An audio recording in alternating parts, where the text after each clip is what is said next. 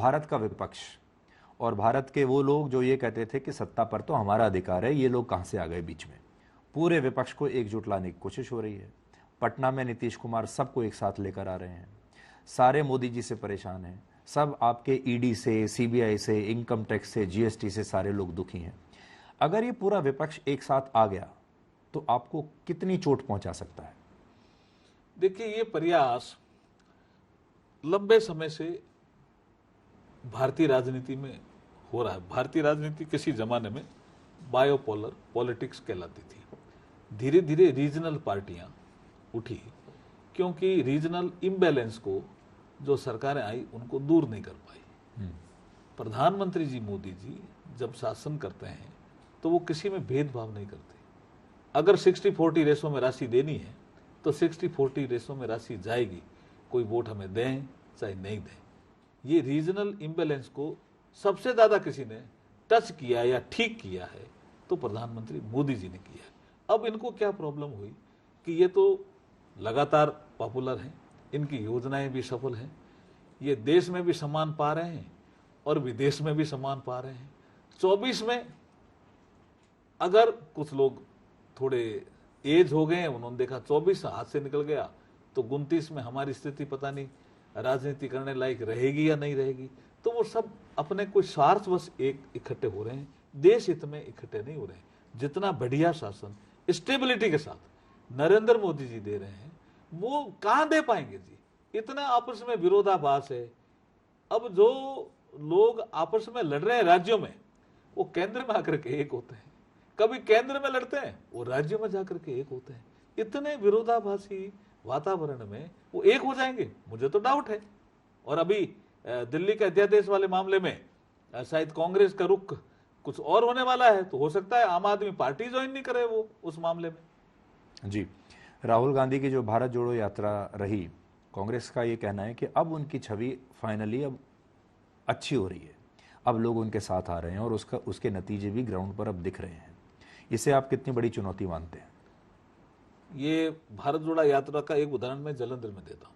ठीक है, जलंधर में हम चुनाव हारे, जलंधर सीट उनकी थी कांग्रेस की, संतोष चौधरी उनके एमपी थे।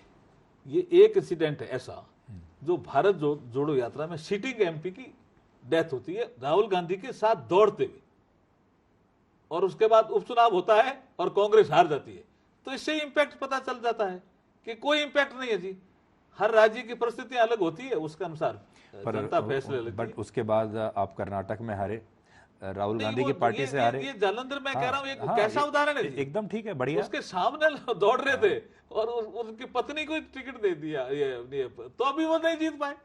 बट कर्नाटक जीत गए, हिमाचल जीत गए। भारत जोड़ो यात्रा का क्या इम्पैक्ट है?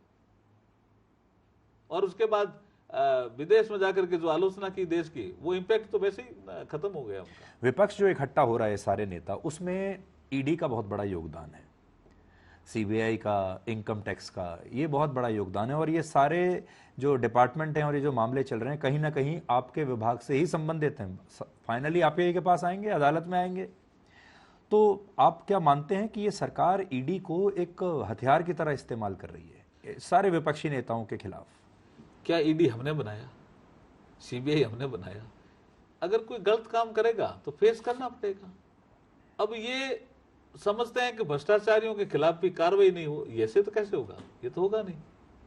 आपको कोई तकलीफ है तो कोर्ट में जा सकते हो, हायर लेवल पे अपील कर सकते हो, अपीलेट अथॉरिटी मौजूद है। ये सब बनाए हुए पहले से ही है, हमने बनाए हैं क्या? हाँ, काम सब अच्छा करें, ये नरेंद्र मोदी जी का नहीं। लेकिन आरोप ये लगता है कि जैसे ही कोई भ्रष्ट नेता अगर बीजेपी में आ जाए तो फिर वो वॉशिंग मशीन में धुल जाता है, फिर उसके खिलाफ कुछ नहीं, सबके खिलाफ कार्रवाई होती थी। ऐसा कुछ नहीं, वो तो गलत आरोप लगाते हैं, वो झूठा आरोप है। आप कोई बता दीजिए मुझे हाल ही में कई उदाहरण लिस्ट दे दूंगा जी, आपको लिस्ट ही दे दूंगा। कार्रवाई रुकती नहीं है जी। हाँ, समय लगता है, कार्रवाई रुकती नहीं। अब मैं आपके पर्सनल प्रोफाइल पर आता हूं। एक तो आप इसलिए बहुत जाने जाते हैं, आप साइकिल से लोकसभा जाते हैं, आपकी उम्र है 69 ईयर्स। हाँ, 69, अब 70 में प्रवेश समझ लो। अब आप 70 में प्रवेश हो गए और अभी भी आप साइकिल चला के जाना चाहते हैं।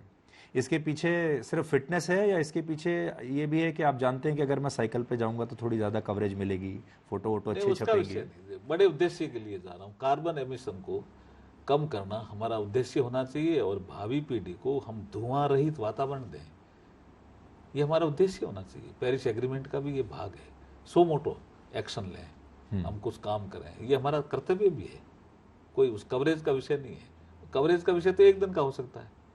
मैं अगर लगातार जा रहा हूँ और या फील्ड में भी जब मौका मिलता है तो साइकिल पे चलता हूँ, तो कवरेज का विषय नहीं है ना, वो हमारा एक पैशन है या हमारा एक मिशन है, वो विषय है।